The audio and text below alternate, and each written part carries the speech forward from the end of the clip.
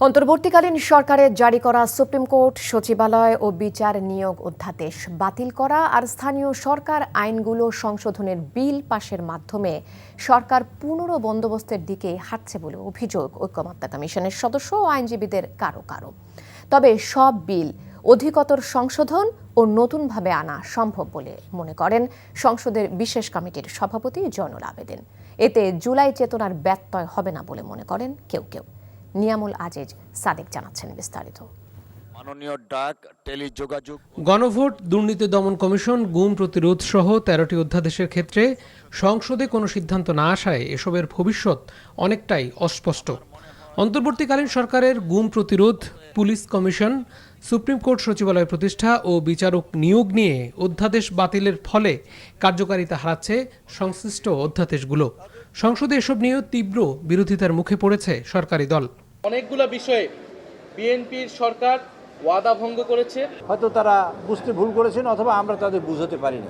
বিরোধী দলীয় নেতারা রাজনৈতিক বিশ্বাস ভঙ্গের অভিযোগ আনেন, কিন্তু সরকার দলীয় সংসদ সদস্যদের যুক্তি এসব নতুনভাবে উত্থাপিত হওয়ার সুযোগ আছে।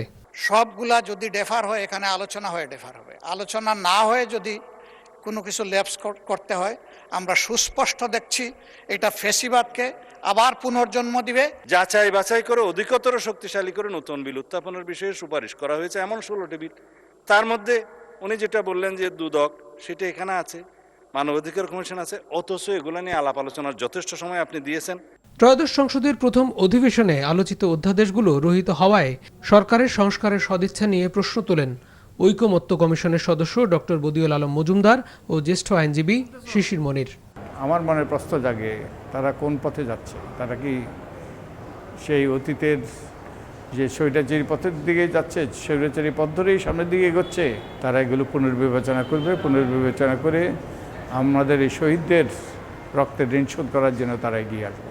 ওয়াদা ভঙ্গ করছে, সেটেল ম্যাটারকে আনসেটেল করছে, জনগণের মধ্যে কনফিউশন দেখান যাচ্ছে, বিশেষ করে নতুন প্রজন্মের মানুষদের মধ্যে অনাস্থা তৈরি হচ্ছে।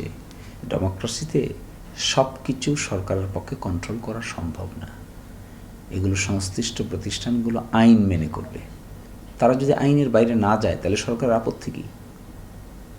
মানবাধিকার কমিশন যদি আইন মেনে কাজ করে, সরকারের আপত্তি কী? তবে পাল্টা যুক্তি দিয়ে সংসদে অধ্যাদেশ সংক্রান্ত বিশেষ কমিটির সভাপতি অ্যাডভোকেট জয়নুল আবেদিন ও ঢাকা বিশ্ববিদ্যালয়ের শিক্ষক আব্দুল্লাহ আল মামুন বলেন, ভবিষ্যতে অধিকতর যাচাই বাছাই শেষে এসব বিল শক্তিশালী রূপে আইনে পরিণত হতে পারে। বলা আছে যে এই আইনগুলো যুগোপযোগী করার জন্য আইনগুলো আনা হবে আর কি। সেখানে অন্যায়ের কিছু ঘটেছে বলে আমরা মনে করি না আর কি। তারপর মানবাধিকার আইন, সেটাকেও আমরা যুগোপযোগী করেছি। তারা বিরোধিতার খাতিরে বিরোধিতা করে 2বার ওয়াকআউট করেছে। এই রিপোর্টটা এমন না যে এই রিপোর্টটায় বিরোধী দলের প্রতিনিধি ছিল না, তারা তো ছিল। তারা যেগুলো আপত্তি দিয়েছে সেগুলো আমরা লিখেই রেখেছি যে এখানে এটার উপরে ডিসেন্ডিং দেওয়া আছে। তো সেই ডিসেন্ডিং কি কি ক্ষেত্রে দেওয়া আছে আমরা সেগুলো পরবর্তীতে এক্সামিন করে আইন তৈরি করা হয়েছে। মাজদার হোসেন মামলার আলোকে তারা আলাদা করে বিল অধ্যাদেশটা বাতিল হয়েছে, কিন্তু তারা আলাদা করে এগুলো আনবে। আমরা আশা করব যে যেগুলো উপস্থাপিত হবে সেগুলোতে যেন জুলাইয়ের যে চেতনা আমরা ধারণ করছি, আমরা আশা করি যে সেই চেতনাটা প্রতিফলিত হবে। দুঃখ নিয়ে আমরা ওয়াকআউট করছি। 133টি অধ্যাদেশের মধ্যে 120টি অধ্যাদেশের নিষ্পত্তি করেছে জাতীয় সংসদ। Niamul Aziz Sadek, NTV news, Dhaka.